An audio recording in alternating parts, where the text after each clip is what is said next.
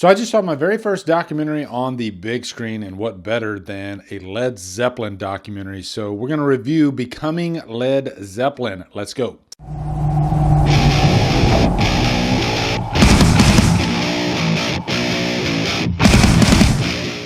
Becoming Led Zeppelin stars Robert Plant, Jimmy Page, John Paul Jones, the late, great John Bonham, and is directed by David Yates and Bernard McMahon.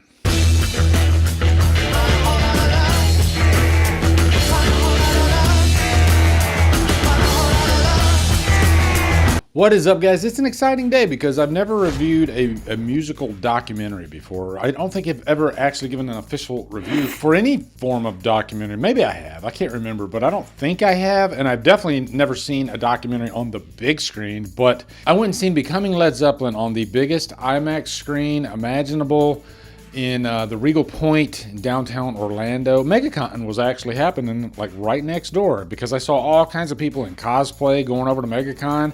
But I was going to see a Led Zeppelin movie, and I was pretty excited about that. First off, let me give you my background with Led Zeppelin. I guess my musical background. I'm a musician. I'm a drummer. I've always been into rock and metal, and Led Zeppelin is definitely a big part of my musical DNA.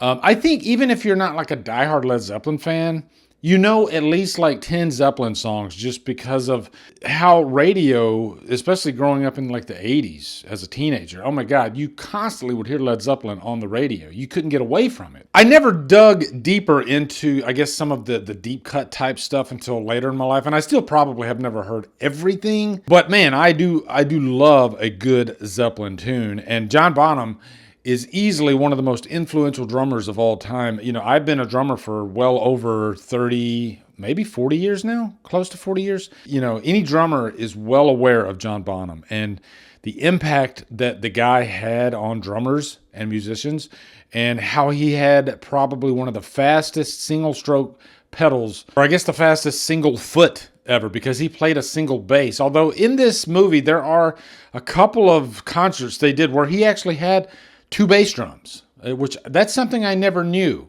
So I guess that's a good segue into the actual documentary itself. I didn't know anything about how much was covered in this documentary. I assumed that this would cover their entire career. At 2 hours and 17 minutes, I think that's ample time to cover a band's entire career. But to my surprise, it doesn't. It only covers up to the end of the second album. So it doesn't cover the third album and one of the most iconic albums of all time, Led Zeppelin 4, which is a con if I'm ripping the Band-Aid off, okay? I don't think this is a perfect documentary. I've seen, I think better documentaries out there. Like, I think the Oasis documentary, and this isn't saying I like Oasis better than Led Zeppelin. Hell no, absolutely not. But I'm just talking in terms of documentaries. The documentary on Oasis, I think, is fantastic because I think it's just so well paced, and I think that's a very important aspect of any good documentary. Is you want to keep the viewer moving forward, not at a breakneck pace or anything, but I think you just want to cover all the important beats of a musician's or a band's career. So I am kind of split down the middle on this documentary because there is some really great stuff here. There's some stuff that I never knew before about the band, which is pretty interesting. One example would be, the entire creation of the first album, and how before I think it was even released, they still didn't have the name Led Zeppelin yet. They were just still known as the Yardbirds, and I think that was the intention when they got together, was to just continue the Yardbirds. But eventually they changed their name to Led Zeppelin. That's something that I didn't even know. And there's some other nuggets in here that I didn't know about the band. And I thought I was pretty well versed about Led Zeppelin. I didn't know Robert Plant was pretty much homeless until he joined Led Zeppelin. I knew that Robert Plant and John Bonham were really great childhood friends, or at least since they were teenagers. I didn't know that Robert Plant pretty much got John Bonham the gig, though. They had another drummer in mind. So those are some of the nuggets that you might not know of. I won't spoil all of them, so that way you can kind of witness them yourself. I think this is a very well put together, very well directed documentary. And it does feel like an official Led Zeppelin documentary, because I've seen a lot of Led Zeppelin documentaries that don't feel like they're approved by the band at all. You know, they just feel kind of low budget, you know, and just a bunch of talking heads, but you don't actually hear any Led Zeppelin music. Not to say that there aren't documentaries out there that might have Led Zeppelin music. If there are, I'm not aware of them. But this definitely feels official. One, because you see all the remaining members of Led Zeppelin, you know, in full HD, you know, giving current interviews about their careers. And there is unreleased footage of John Bonham throughout this documentary. And one thing that I was worried about going into this, because I'm such a Bonzo fan, was, is this going to be like maybe one little segment of the movie, like 5 minutes long, and we get to witness that unreleased audio of him? No, there's just as much, I think, John Bonham, his voice in this, as there are the other members of the band. Because it's each member telling their story up to the second album. And so they were able to find a lost interview with John Bonham in crystal clear audio. And he's telling, you know, his story, you know, his Led Zeppelin story. There are some phenomenal live performances in here, and seeing this in IMAX really drives home how big of a band they were, especially in their beginnings. And this will really drive home how powerful they were as a band. I literally had chill bumps watching these guys that were, I think, around like 19, 20 years old at the time, and just knocking the audience on their socks. I mean, some of the gigs they played, the audience, they weren't ready for that. It reminded me of Marty McFly saying, your kids are going to love it. Because the audience, they had their fingers in their ears, you know, because the power of that band with Robert Plant's earth-shattering vocals, hitting insane highs that most singers at that time had never even like attempted.